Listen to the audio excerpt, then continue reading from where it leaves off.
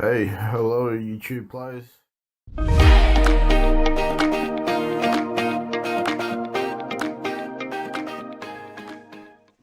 This is a quick orientation of the FreeCAD program. I've been purposely putting this off because there are so many YouTubers who have done something similar for beginners. Yet every week on social media, I see a growing number of people asking for guidance. So here is my version of getting started with FreeCAD. Surprisingly, we are not actually going to start inside FreeCAD because to be good, you first need to be organized, and organization starts with managing your data. Your project data should always live in a well-structured folder on your computer, ideally somewhere easy to access like your desktop. I recommend creating two main folders. One folder for your development in the program, this is where your project files and designs will live, and another folder for your development on the program. Things like macros, experiments, scripts, testing. Keeping these separate helps you stay organized and prevents experimental work from interfering with your real design file, or a lifetime of work being accidentally deleted next time you upgrade. Each folder is to be a parent folder containing the spreadsheet index and then subfolders. Assigning your macro location within the program is done by opening the edit menu, preferences, and then within Python you select the location there. Once that's sorted, we can begin our first project, or perhaps more accurately, our first problem. Else, why are you using CAD? Everything you use in CAD is to solve a problem, is it not? Every day, millions of PET bottles are thrown away. Even though the plastic they're made from is incredibly useful, some are recycled, I'll give it that, but a lot are still thrown away. If we could make this a commodity, it would be game changing. So my idea, instead of melting it down or sending it to landfill, was to reform these bottles into something functional, using vacuum forming. And along the way, I'll show you how to design in FreeCAD for this process and others to get this up and running. So this is the third iteration of the prototype. The first time I've actually printed it. What I learnt with this first print was the bottle didn't have enough grip, and it was very awkward to get in position while trying to tighten the bolts. So that was the main problem. So I've got to redesign this, but there is hope. So I'm going to push forward and hopefully document it, give you a bit of an understanding on what's the best way to move forward in design. So the first thing I want to do is just combine all these. So Shift B,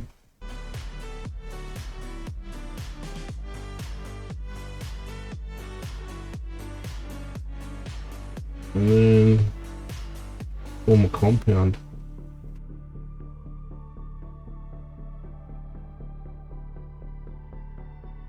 Put a compound, and now I want to create a plane.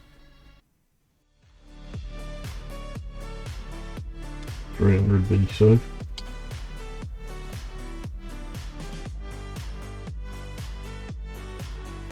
Well, we've got two choices. You can right click and transform it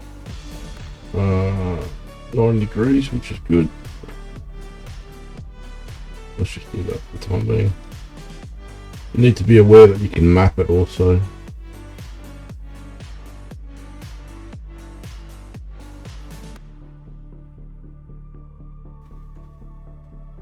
Mapping is good for when you want to make sure it stays somewhere if your design is slightly dynamic.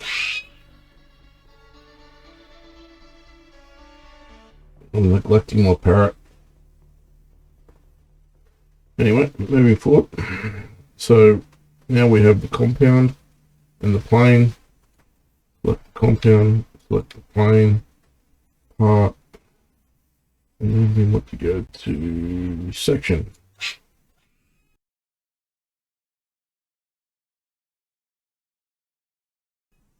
And now we have a section of what's what.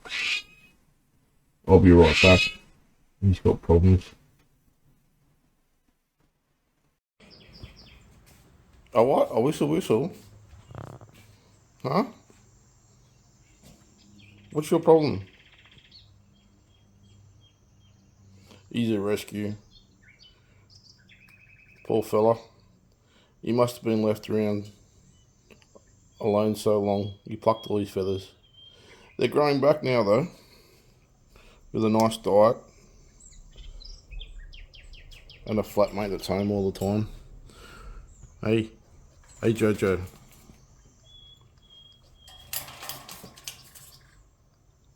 Say hello. Say whistle.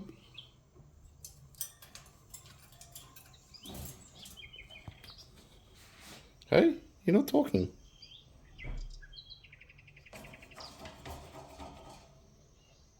Good boy. Okay, now that we've got the section, I find the best way to export this is in the step format. Okay, we want to create a new document. Firstly, we'll save this document.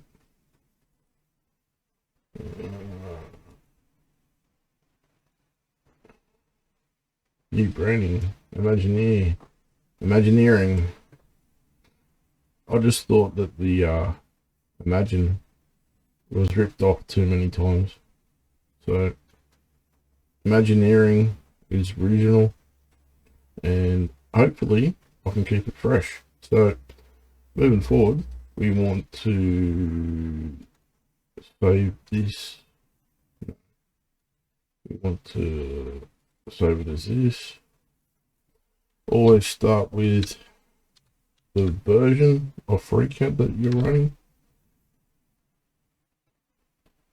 and your document.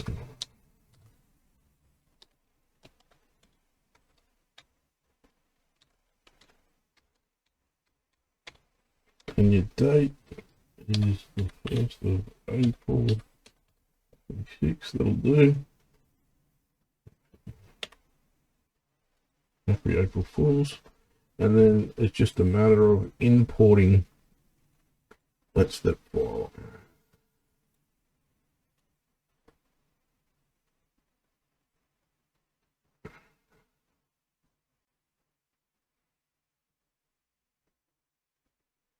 Okay. That did not work the way I like. That didn't work.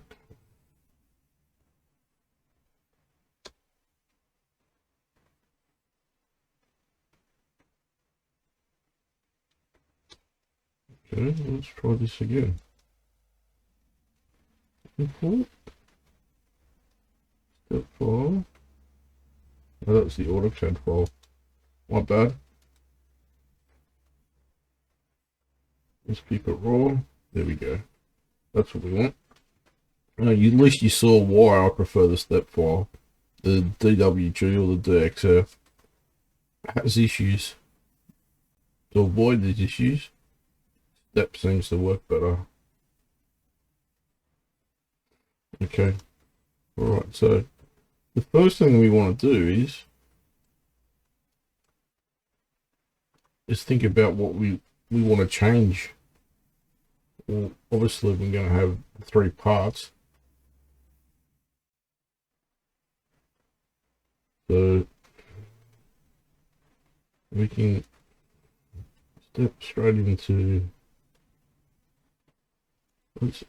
there's 2 ways you can do it. You can work from a bottom-up approach for each part, or you can work with a top-down approach and draw a master sketch and then reference these sketches or parts of that sketch into each body that you're now creating. Kind of makes sense for this. So we'll create a sketch. on the front plane. Alright, and the first thing we want to do, move some of these over.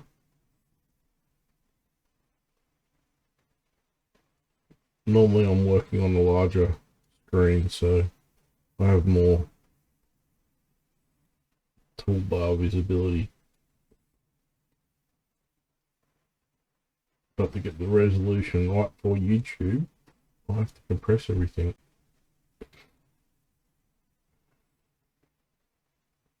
So we've got external projection, which is the first in the list of external referencing that you can use. The projection will just take a line and project it onto your drawing. If that line was running perpendicular, say like the y-axis is running through the drawing, it will basically put a dot where that line is. We don't need that now. Let's just keep with the external projection. This is pretty close, so we'll keep the diameter the same. I didn't check it, but I think it's pretty close.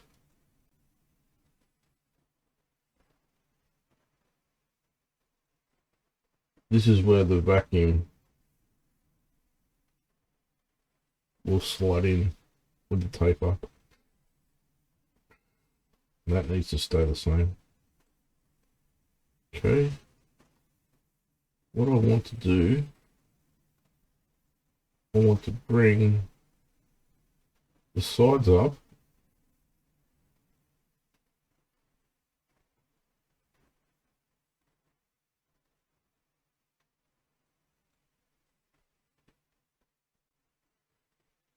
I might actually pause this because I'm going to have to think about how I'm going to design it. And instead of me talking you through the process of how to draw a sketch, I mean, there's a million tutorials out there on how to draw a sketch, and I know I'm not the best person to explain sketches because I'm trying to put my energy into solving this problem, not teach you guys. But I still can teach you guys. I just got to show you the sketch when it's finished.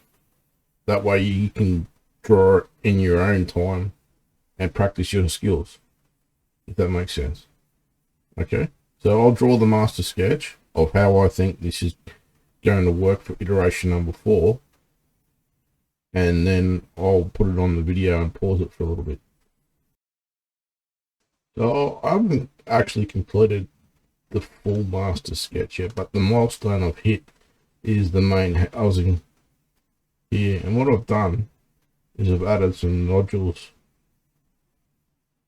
or bumps that will make it a little easier to get the plastic bottle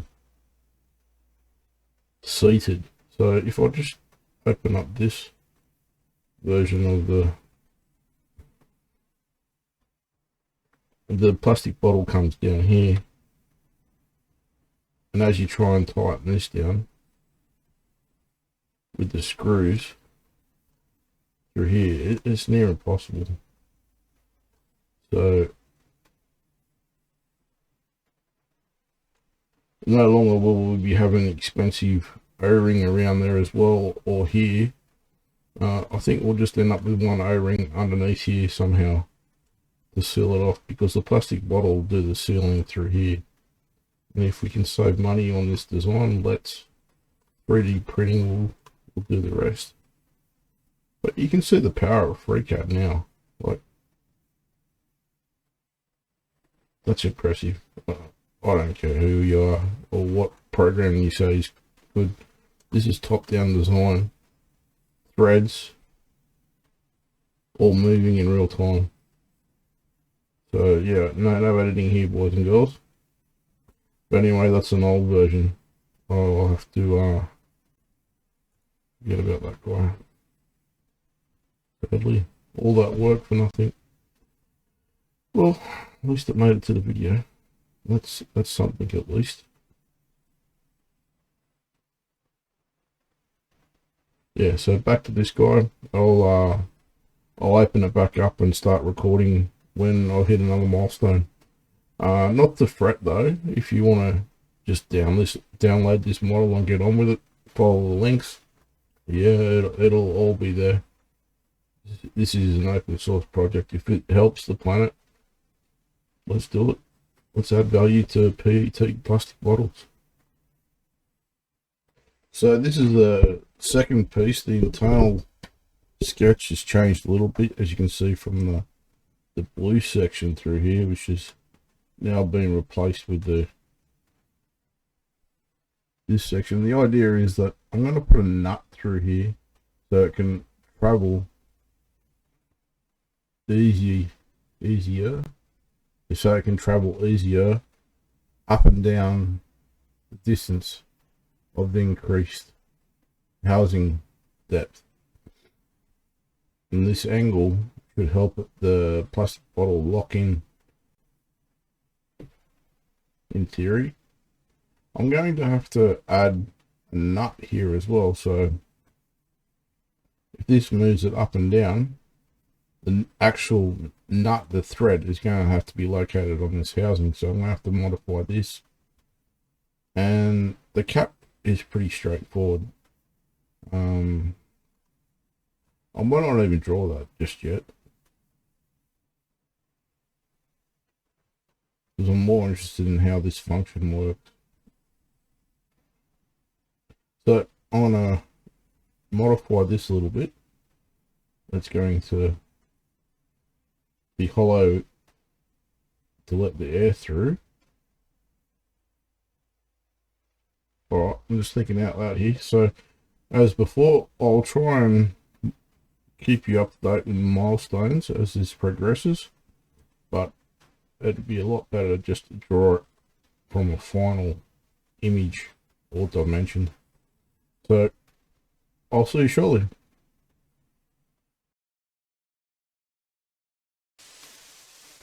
Okay, that's come up pretty good. As you can see, this will be the threaded bolt, and there'll be a nut here in this section.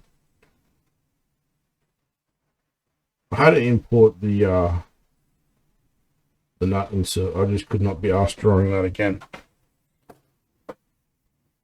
It might actually be easier if I open up a sub-shape binder, and that brings up the faces of all the closed sketches, and close this section down. So this will be the cap that locks into the bolt, so it can't move up or down. There'll be another M3 through here, maybe 6 of them around the circumference. This is the locking internal, and this is the housing. There'll be a thread on here and a cap as there was before. So all we need to do now is just create a body. I didn't want the sketch. Okay, so that body's open. And now we can just sub-shape bind those in. Uh-oh, I've deleted the master sketch. Control Z, Control Z, Control Z saves the day. So, starting again. We've got the body, it's active because it's highlighted. Click on the face that we want to use. Bring it in to the body via another sub-shape binder. And then, with the sub-shape binder highlighted, we revolve around the Z-axis. Done. Okay. That's our first part, minus the thread. Let's do this again. So, bring in another body. Open up our sketch. we should actually rename this. I wrote a macro that creates a body with the name already in it. Kind of like Fusion, when you create a solid or a body. I can't even remember what they call it anymore, but you got to enter a name straight away, so it creates less confusion down the track. It's in my macros and add to the pull requests eventually, but time and money, you know. What was I doing? Renaming this, call it housing. Alright, done. Hide. We don't want the sketch, we want the binder for the faces. And our next part is the internals. Subshape on that. Revolve around the Z axis. Done. Okay. New body. Let's call this internals first. And while we're renaming, let's rename this one to lock and cap.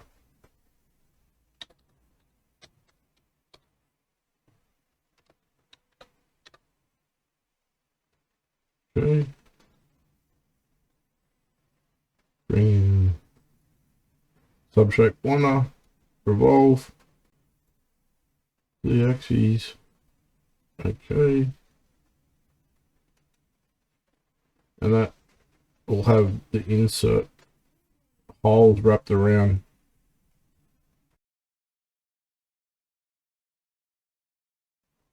And while we're on a roll, we might as well do the shaft of the thread.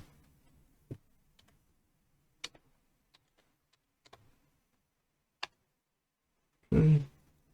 Subshape one, the subshape winder, and revolve the axes. Okay, so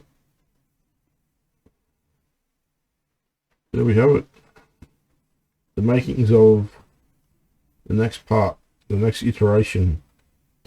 We've got to put some holes in there so the vacuum can pull through the center of the piece. Put some threads on this, make it cap, and we'll start that after this short intermission.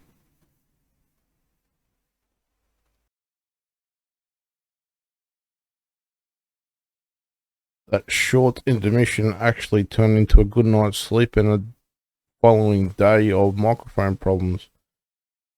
But we're here now, so welcome to the 2nd of April 2026. As you can see, I've made a little bit of progress.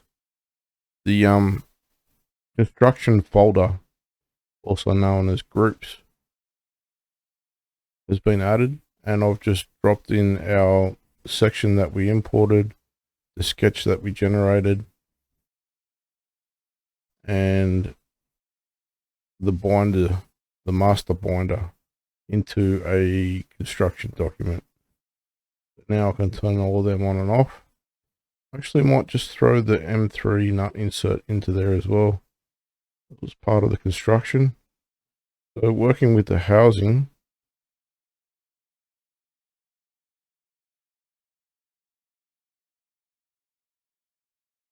I did make a little bit of progress. Now, I do apologize, but it's easy enough to explain. Turn the polar pattern off and open up the sketch and where we were. So basically, I selected that face, created a new sketch. In the sketch, I deleted the equal constraints that were for the circles, semicircles, and assigned a 3 and 4 at the top. And that constrained it with some tangent constraints to the geometry that I XREF'd. And then I pocketed it. So we got one pocket there. And after I pocketed it, I used the polar pattern to create enough airflow that will generate the vacuum within the PET. So there we are. I'm going to control save that piece. People who come from other software do have the luxury of just clicking and adding a thread into that piece. It's a little bit different with FreeCAD. There isn't any official way to generate an internal thread, but I do have a couple of ways that you might be interested in. And the first, I would like to say it's the easiest, but it's a little bit involved because it's my macro and it's still in development. It's buggy and it's a step-by-step process. As much as the other way is still going to be a step-by-step process. So at the end of the day, all I've really done is added another way of, or another tool basically. So let's have a look at it. Open up the GUI and we read that face. We read that edge. It's giving me an error here. We're looking for green. Closest to M10. Differs by 0.84 millimeter, which isn't much, but we're not here to muck around. So let's close that. Well, 8.160. Go back into our Mark sketch. We want, well, we don't even need to, we're here now. 8.16 divided by 2. Okay. Close that. Open up that macro again. Read that face. Read that edge. Now it's all green. That's what we want. And we want a 2 start on a typical bolt thread rod type application. You'd want the thread and the cylinder to combine, but today we want to make a nut type arrangement, which will just generate the solids of the threads alone. So let's do that. Okay, so I'm going to close that GUI down. We close the housing. You can see we've got 2 different threads. 1, 2. Okay. We need to compound them over in the part workbench. We need to clone this housing with a draft clone.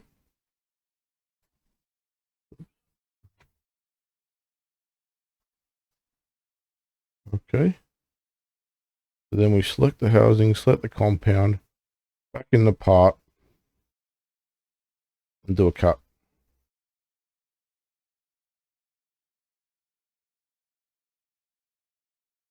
We have an error.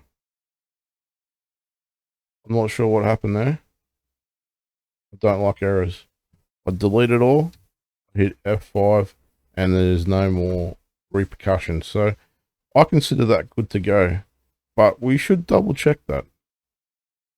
In the part checker, uncheck, shape content, 1 solid, 1 shell, 1 compound.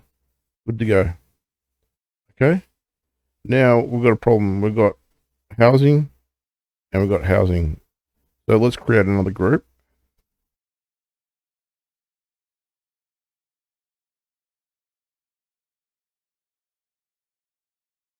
Housing group. Let's put this as housing 01. Let's put them both in there. Keep it neat.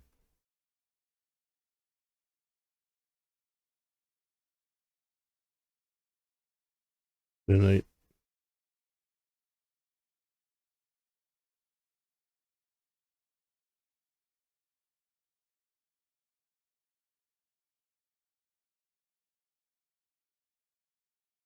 we go. Okay.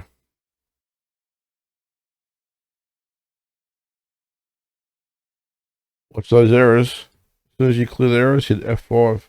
If it's not reoccurring, you're good to go. We've got the thread in there. Now we need to put a thread on there. Unfortunately, it is not working too well on part bodies with other geometry. It doesn't recognize cylinders that are connected to other entities, if that makes sense. So for this scenario, let's hide it. Let's hide the housing. Go into the fasteners workbench. The fasteners, add threaded rod. Add metric threaded rod. We want to go into the properties, change that to M10. We want to see the thread. And because we've got a 2-start thread, we need to increase the pitch to 2 millimeters. For a 3-start thread, it would become 3 millimeters. And this measurement, 3 millimeters, is now known as the lead. That is the distance it will travel in one rotation. When you only have a single start thread, the pitch is actually the lead, and it will travel the distance of the pitch in one rotation. Okay, so F5 and duplicate. So the diameter should be M10. Diameter should be M10. Okay. Pitch is 2 millimeters, the thread is 2 millimeters. So now we have 2 single start threads with double the pitch allowance. So what we need to do is rotate one of these 180 degrees. There we go.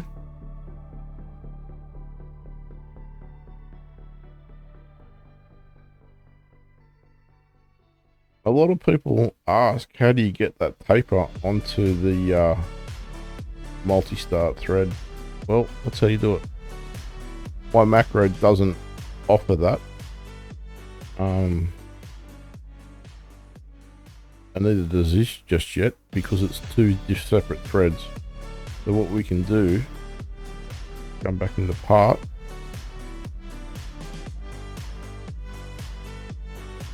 Let's do all in one hit.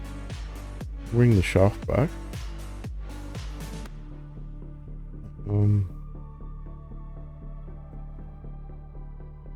30 mil.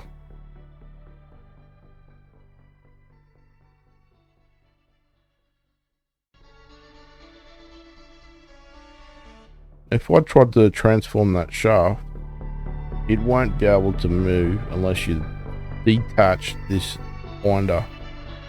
That binder is linked to the main sketch, the master sketch. We don't really want to do that, because if we break any link to that main sketch, it could cause problems if we change something we're not aware of. So good practice is to duplicate or clone. I prefer clone in the draft workbench. Turn off the shaft. Now we can transform that down a little.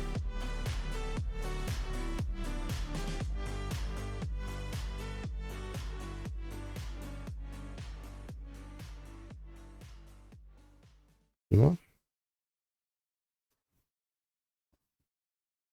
Okay.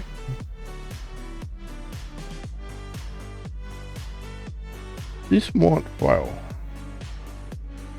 because that ID of the thread might be exactly the same.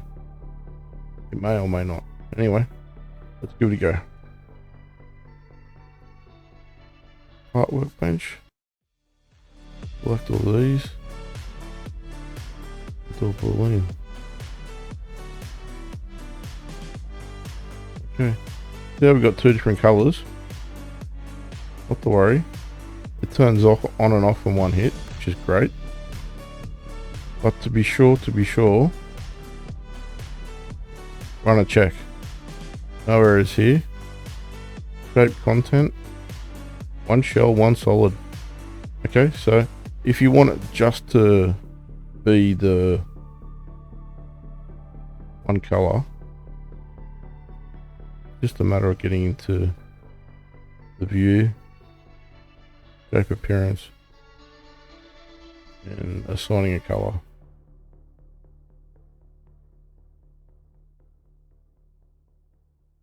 Okay. So now you have the taper, a multi-start thread.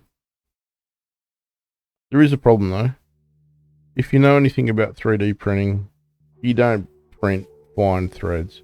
You want to keep your thread fairly coarse. You want to have it at about 3.5 millimeters, 3.25 at the minimum, and then up and beyond. So about roughly around 4 millimeters is the max. But for demonstration purposes, we now have a fusion of the shaft. So let's call this shaft 01. Polyface 01. And we want to keep it organized.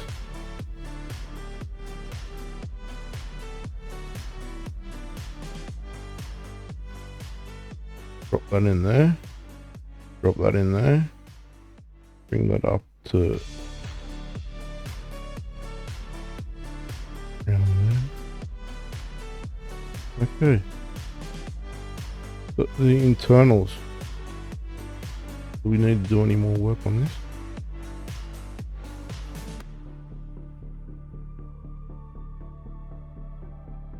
Well,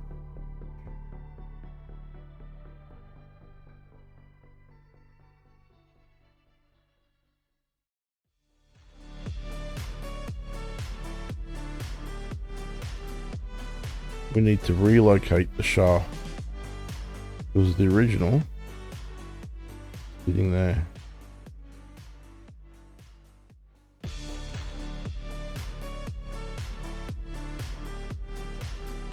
So let's transform.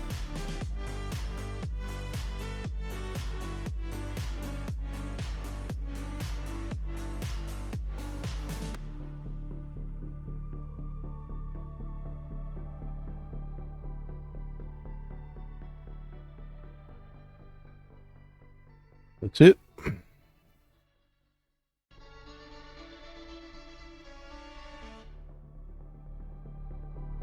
And the internals now. Can't really see what we're doing, so let's put the clipping view. Flip it. Bit all. Okay. So we can see that thread is tight.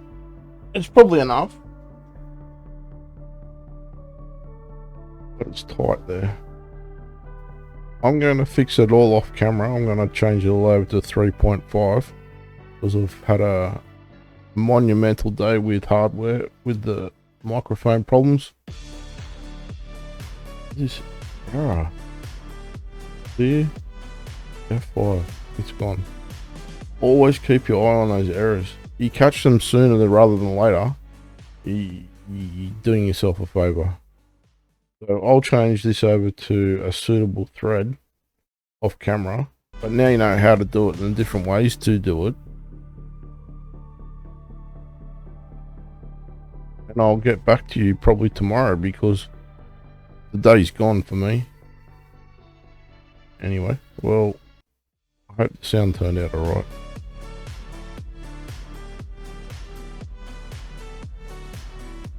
So Easter's come and gone.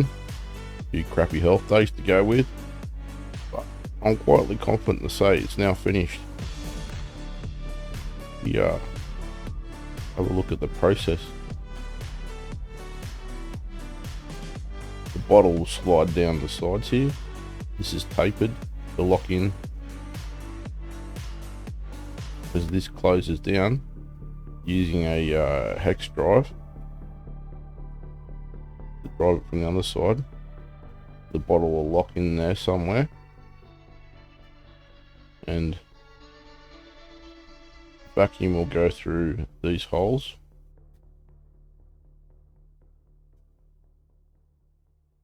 The cap screws on.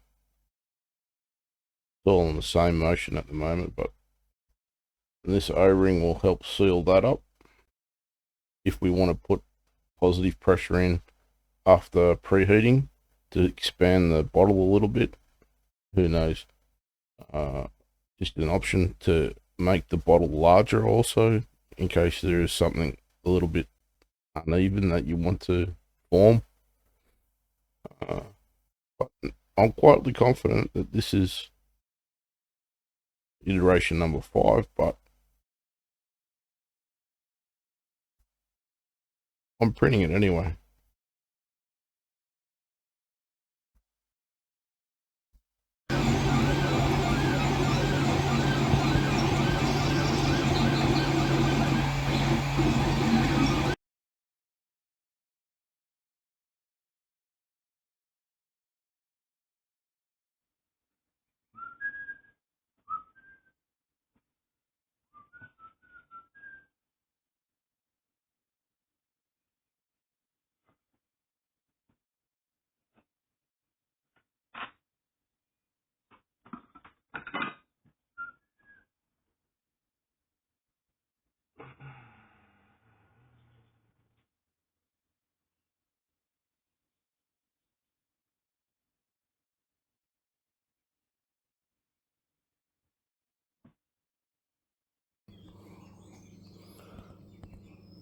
So there's the first assembly.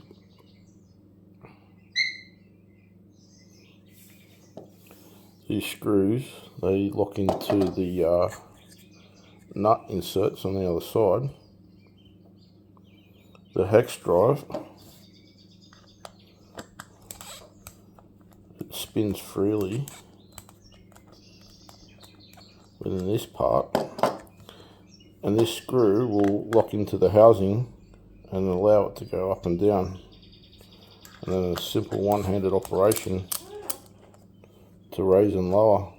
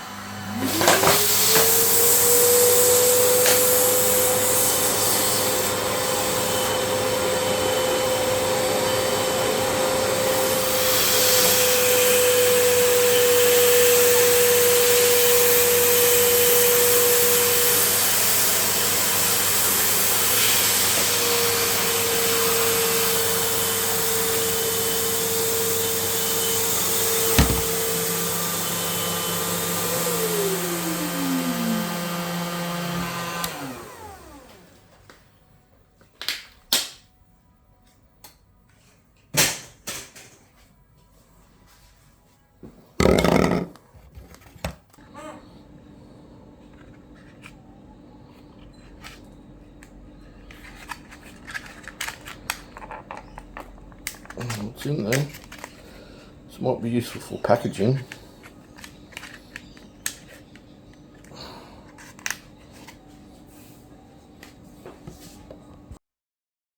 Well, a lot of things did go wrong with that, granted.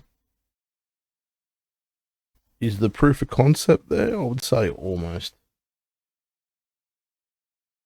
There was a bit of a trouble getting it in there. That diamond had to come down a bit. Maybe a chamfer on that edge and just reduce that diameter a little bit. Increase this diameter and put a hex nut on here instead of a posi drive. Is it worth printing and having another go? Perhaps not for this video, but the other thing too I noticed is that the actual container size of the container, or the size of the plastic, and your mold has to be relatively similar, and the heat of the plastic has to be uniform. So whether it's worth rigging up a furnace to get this going, be a bit of a rabbit hole. I was hoping for a quick and easy solution to solve the world's microplastic problem, but I guess if it was easy, everybody would be doing it. So I'll have a think about it, but I think I've proved the point. With FreeCAD, you can design substantial projects that can actually make a difference. So I look forward to seeing you on the next one. And yeah, check out the macros, the first 5